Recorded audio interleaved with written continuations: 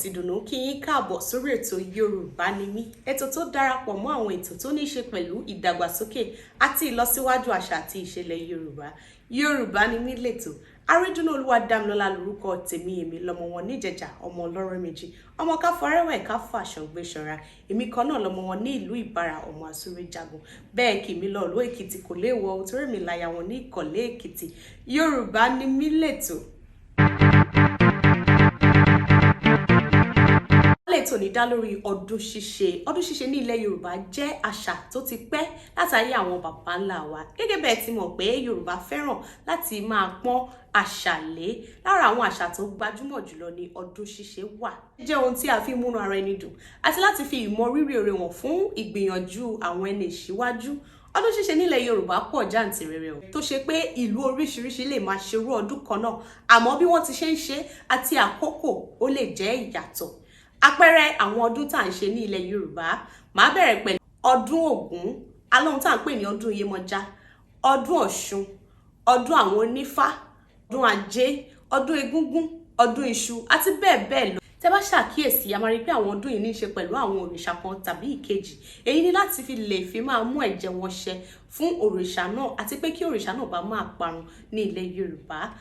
A ní àwọn ọdún mìíràn tó ṣe bí ọdún ìlú, ìyẹn ni wọ́n máa fi ń ṣe ọdún fún àwọn akọni tó bá fi ara rẹ̀ sílẹ̀ fún ohunkóhun tó bá dojúkọ ìlú, bíi ọdún Lísàbí, Agbòǹgbò Àkàlà. A tún wá mẹ́nu bà ọdún ẹ̀sìn tí a ní bíi ọdún Kérésì, ọdún Àjíǹde Kristi tá à ń pè ní Easter àti ọdún Iléyá àti bẹ́ẹ̀ bẹ́ẹ̀ lọ.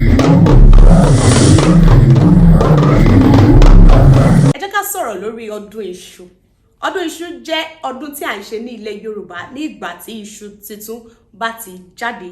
Ìwádìí fi yé wa pé ó dìgbà tí ọba tàbí olórí ìlú bá la iṣu tí wọ́n jẹ iṣu kí gbogbo aráàlú tó lè máa jẹ iṣu.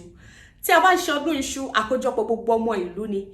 Kí ọjọ́ ayẹyẹ ọdún iṣu dẹ̀ tó dé, ní ọmọ ìlú àti ìjòyè ni wọ́n á ti máa kó iṣu wá sí ààfin. Tó bá wá di ọjọ́ náà, wọ́n á ṣe ìwúre, wọ́n á ṣe àjọyọ̀. Olórí tàbí kábíyèsí ìlú náà wọ́n á ṣe kíni, wọ́n á la iṣu, wọ́n á jẹ, wọ́n á pín fún gbogbo ọmọ ìlú.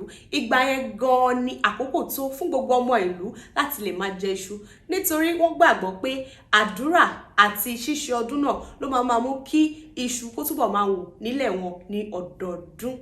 Ṣé wọ́n sì ń ṣe àwọn ọdún yìí? Bẹ́ẹ̀ ni wọ́n sì ń ṣe.